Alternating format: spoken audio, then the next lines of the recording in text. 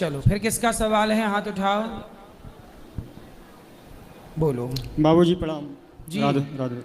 बाबूजी, हम और हमारी पत्नी धर्म आपके शरण में रहने के लिए आए हैं। आपकी पत्नी और आप? हाँ जी। कौन है आपकी पत्नी? ये ज्योति सिंह। कब विवाह किया आपने? अभी सर यही दिवाली आएगा 2 साल हो जाएगा। अभी विवाह हुआ नहीं? दिवाली आएगा 2 साल हो जाएगा। अच्छा, 2 साल हो जाएगा। हाँ जी।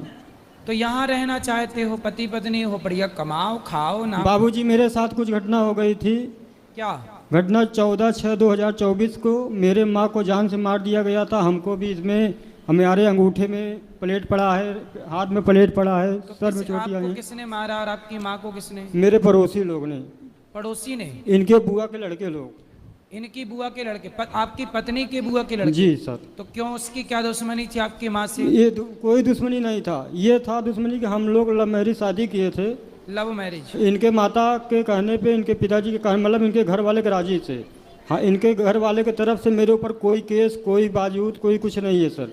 तो उनका लोग का कहना था कि तुम दोनों यहाँ पे न रहो, गांव छोड़ के भाग जाओ, नहीं तुमको जान से मार देंगे। इसीलिए विवाद हुआ था सर। कौन बोला ऐसा? हम, इनके बुआ के लड़के लोग। फिर फिर उन्होंने हमला किया? फिर सर हमला कर दिए। उसमें केस चल रहा है सर जी, अभी कोर्ट में फैसला चल रहा है। लेकिन आज 14 तारीख को रात 2 बजे से हमारे पत्नी को अपहरण करवा लिया था एक मुसलमान लड़के के साथ में। इसको दारू पिलाया, इसके साथ गलत काम किया। उसके बाद इसको बनारस के घोरीपुर थाने क्षेत्र में एक होटल में छोड़ दिया था। किसने? वो लोग ने, मेरे माँ का आरोपी ने, बुआ के लड़के ने? इसके बुआ के लड़के ने। 2 मुसलमान के बच्चे थे। ये सब बता रही है, गुरुजी पूछ लीजिए। बात कराओ। क्या नाम है आपका? ज्योति सिंह। क्या हुआ?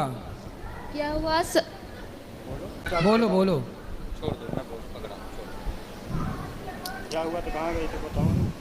मेरे बुआ के लड़के थे सचेंद्र सिंह और एक मुसलमान थे। हम कल शाम को सोते थे 12 बजे लो। फिर 2-3 लोग आए थे ऑटो लेकर हमारे घर पे। फिर मेरे हस्बैंड दूर सोते थे, हम भी दूर सोते थे। आए, हमको भी पकड़ के ऑटो में बैठा के ले गए। फिर इसके बाद जाने के बाद फिर ऑटो में बैठा के ले गए तो आप चिल्लाई नहीं, कोई सुना नहीं? नहीं, मुँह दाब के ले गए थे हमारे। मुँह दाब के? जी हाँ, सोते थे हम। आपके घर से ले गए? हाँ, हमारे घर से। और आपके पति को पता नहीं लगा? नहीं, ये दूर सो रहे थे। ये कहाँ सो रहे थे? ये दूर सो रहे थे, लंबा। बैटरी वाली गाड़ी से आए थे बाबूजी। हम बैटरी वाली गाड़ी से आए थे। हम लोग आपका चैनल देखते हैं डेली, आपको और वो बड़े भैया हैं। इनका अपहरण हुआ तब आप कहाँ थे? घर पे ही थे बाबूजी। तो घर से कोई अपहरण हो गया, आपको पता कैसे नहीं चला? तो बाबूजी घर पे अपहरण हो गया, बैटरी वाली गाड़ी। अब हम सो गए रात 12 बजे तक। वैसे आप चैनल देखते हैं, समाचार देखते हैं सर। बात करा। फिर अपहरण किया आपका, फिर क्या हुआ? फिर लेकर गए इलाहाबाद। फिर इलाहाबाद से यहाँ MP लेकर आए हम। काय से लेते घुमाते रहे ये? हाँ। काय किस चीज़ से घूमते रहे? कौन सी गाड़ी से? और ट्रेन से गए थे। तो ट्रेन से, जब ट्रेन में आप थी तो आपने लोगों को बताया नहीं कि इन्होंने हमारा अपहरण किया? नहीं, हमको कुछ बोलने नहीं दिए थे। 2-3 लोग बैठे थे हमारे पास। तो बैठे थे तो बैठे रहने देते, आप चिल्लाते ना, लोग आपकी मदद करते? नहीं, हमारे पास कोई नहीं थे। जहाँ अकेले वहाँ पर लेकर जाते थे हमको। तो ट्रेन में तो लोग थे कि नहीं? रेलवे स्टेशन में तो लोग रहे होंगे, आने में जाने में, ट्रेन में, वहाँ तो लोग थे, पब्लिक थी। अब जैसे यहाँ इतने लोग हैं, आप कुछ कहोगी तो सब लोग सुनेंगे।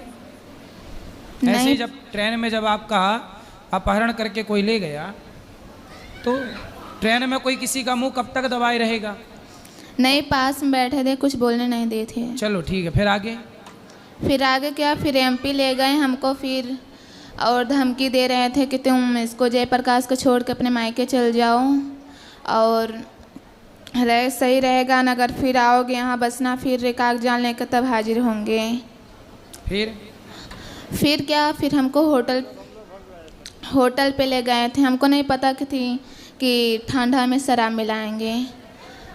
तो शराब मिला के आपको पिलाया? हाँ, पिला दिए थे। फिर हमको नहीं पता, हम सो गए थे, नशे में हो गए थे।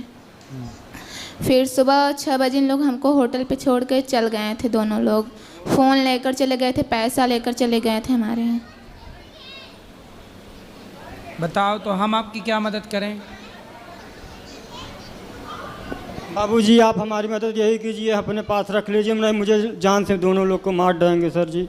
हम आज बाबूजी 6 महीने से परेशान, हम आपके पास आपके नंबर पे कई फ़ोन भी किए हैं सर बाबूजी आपके पास, और छोटे भैया वो क्या कहते हैं उनको, और एक जने बात किए थे मुझसे, पूजिया सिंह सेरनी थी यहाँ पे इंदिरावन कुंज।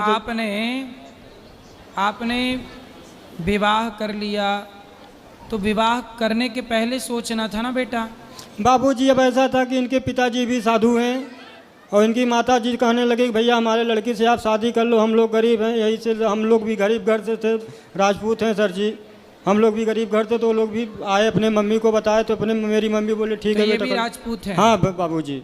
तो फिर क्या दिक्कत थी? दोनों दिक्कत ये थी कि इनकी बुआ हमारे घर में 3 बहन की हैं, सगी 3 बहन की हैं, वो भी हमारी चाची लगती हैं, 3 की तीनों। तो आपके रिश्ते में ये क्या लगती थी पहले? ये पहले हमारी मतलब कि हमारे बगल के, हमारे सगे में नहीं, हमारे बगल में हमारे आंटी की भाई की लड़की हैं।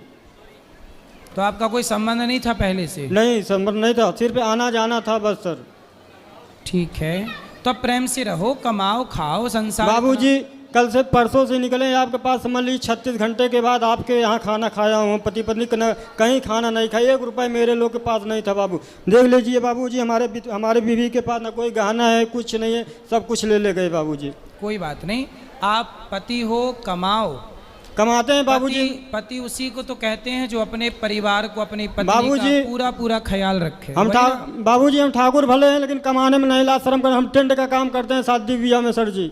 बाबूजी आप कहीं भी रहो, कमाओ, अपनी पत्नी का ख्याल रखो। बच्चे हैं आपके? नहीं बाबूजी अभी बता रहे हैं, यही दिवाली आ जाएगा, 2 साल होगा शादी करने के बाबूजी। हाथ में प्लेट पड़ा है, सब कुछ पड़ा है सर जी, जोक नहीं दे, भूस नहीं बोल रहे हैं सर जी। ठीक है, मन लगा के कमाओ और अपने परिवार का ख्याल रखो, अपनी पत्नी का साथ देना, पत्नी को छोड़ मत देना। हाँ, राधे राधे, जय श्री कृष्ण। जय श्री कृष्ण। गुरुजी मारी દીકરીને કેન્સલ થયું છે, મારી બેબીને કેન્સલ થયું છે, પહેલાં મેરેજ થયા હતા એના વારને કેન્સલ થયું હતું તો એ ગુજરી ગયા, તો બીજું કર્યું તો એ વર કમાતો નથી કાંઈ, ડૉક્ટર છે અને મારી દીકરીને કેન્સલ થઈ ગયું છે। સારું। किसको कैंसर है? मेरी बेटी को। अब ठीक नहीं है? अभी तो अच्छा है, એના પતિ છે ને કંઈ કમાતા નથી। पति नहीं कमाता? नहीं कमाता। क्यों? वो सो रहता है सारा दिन, जाता नहीं, बेटी बोलती है तो उसको मारपीट करता है। कमाएंगे मैया, उनको बोलो काम करें, भगवान का ध्यान करें और आयुर्वेद की ओर चलो तो आपकी कैंसर भी ठीक होगा। मेरी बेटी सब करती है, हम कहते हैं ऐसे सब करती है, वो इसका पति नहीं मानता, मारकूट करता है। लाना हमारे पास समझाएंगे, चलो। करती है, हम कहते हैं ऐसे सब करती है, वो इसका पति नहीं मानता, मारकूट करता है। लाना हमारे पास समझाएंगे, चलो। राधे राधे गुरुजी, आपके चरणों में मेरा कोटि कोटि नमन। प्रश्न से पहले अपना एक्सपीरियंस शेयर कर जाऊंगा, 1 मिनट बस। हम लास्ट वीक आए थे अलवर राजस्थान से फ्राइडे को, और शनिवार के दिन आपकी कथा के अंदर आए थे एंड मोमेंट पे, और ऐसी कृपा हुई आपकी ठाकुर जी की कि हम दोबारा पहुंच गए फ्राइडे को, और इस बार हमारी बेटी भी अब साथ में आई है और मैं धर्मपत्नी के साथ आया हूँ। तो सबसे पहले तो बहुत फीलिंग ब्लेस्ड। और मेरा एक प्रश्न था, हम अपने घर के भागवत विग्रह जो होते हैं, चाहे वो मूर्तियां हैं चाहे वो तस्वीरें हैं, कई बार खंडित हो जाती हैं, तो उनको पीपल के वृक्ष के समीप हम चढ़ा देते हैं। होता भी यही है कि हमारे ग्रंथों में भी अपने बड़े बूढ़ों से हमने यही सुना। तो खंडित मूर्ति को विधि विधान से नदी के किनारे गड्ढा खोद के विसर्जन करना चाहिए, गड्ढे के अंदर, फिर ऊपर से मिट्टी डाल देना चाहिए, ऐसे पीपल के नीचे नहीं रखना चाहिए जी। कई बार होता है कि फिर वो मौसम खराब है, कुछ जानवर भी वहाँ पर आते हैं, तो कहीं ना कहीं नहीं रहता, तो गड्ढा खोद के अंदर कर दीजिए, सबसे बेस्ट। धन्यवाद गुरुजी। राधे राधे। राधे राधे। हेलो गुरुजी। हाँ मैया। कोटि कोटि प्रणाम जी। और गुरुजी आपका दर्शन करके धन्य हो गई, आपसे मिलने के लिए बहुत दिन तड़फी हम।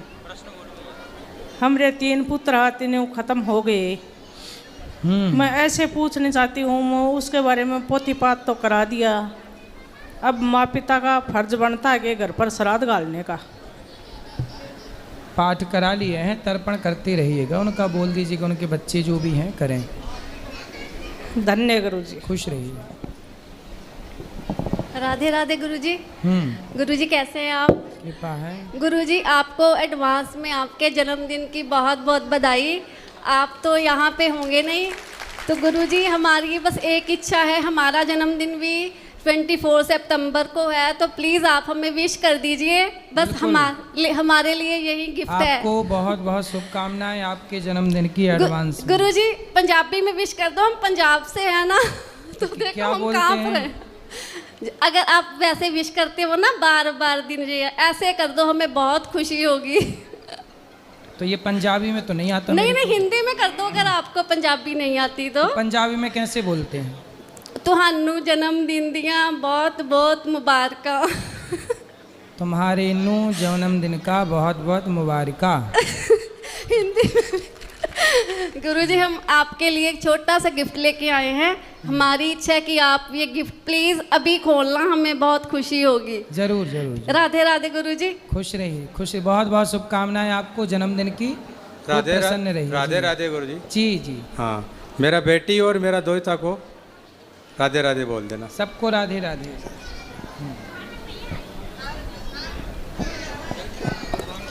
भगवान का ही श्रीमन नारायण गुरुजी। जय श्रीमन नारायण। कैसे हैं गुरुजी ये बताइए, जब मैं पिछली बार गुरु पूर्णिमा पे आई थी, जब ने भागवत में बोला था कि कौन कौन अपने गांव की फेरी लगाता है, किसी ने नहीं हाथ उठाया। कौन कौन लगाएगा, मैंने हाथ उठाया।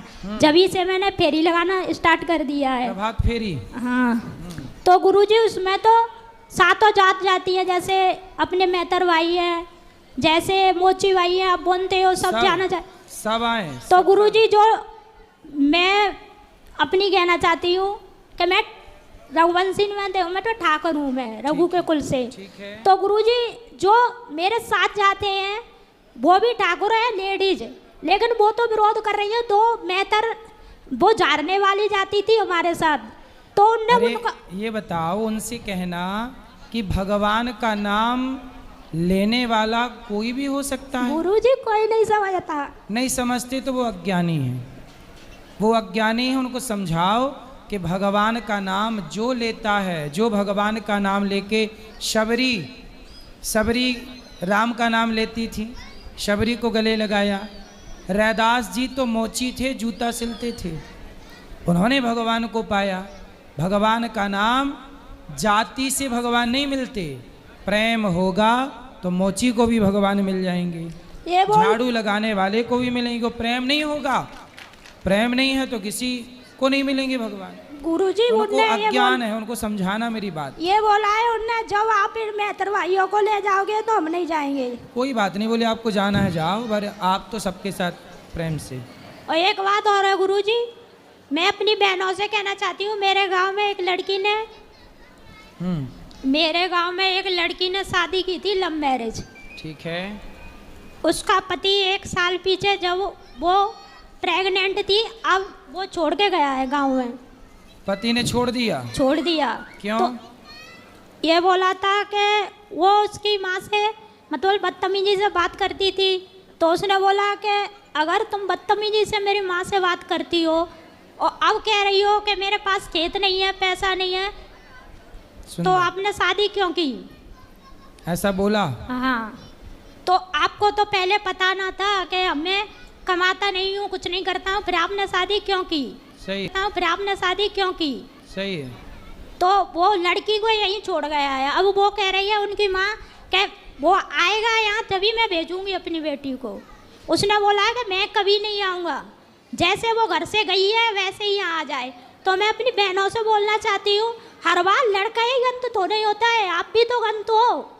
सही है। अपनी माँ के खिलाफ जाके, अपने पिता के खिलाफ जाके शादी कर सकती हो। कौन? लड़की, उसने अपनी माँ के बाप के खिलाफ जाके शादी की। तो खिलाफ क्यों करना है? उसको सारे लोगों ने समझाया लेकिन वो मानी नहीं। तो खिलाफ नहीं करना चाहिए, माँ बाप के साथ ही रहना चाहिए। तो माँ बाप ने उनको क्यों अपनाया जब उनने गलती की? माँ बाप के राजी मर्जी से विवाह हो और जिसके साथ विवाह हो सारी जिंदगी उसी के साथ गुजारना चाहिए। तो भाई लोग गलत नहीं है, बहनें भी गलत हैं। जो मनमाना करता है, चाहे पुरुष हो स्त्री हो। अब उनके पहले माँ बाप खिलाफ थे, अब वो छोड़ के गया है, उनने क्यों अपनाया है अब ये तो वही जाने। सही है, वही जाने। पैसे के वजह से अपनाया होगा। बिल्कुल, आप तो भजन करो, इस चक्कर में बिल्कुल ना पड़ो।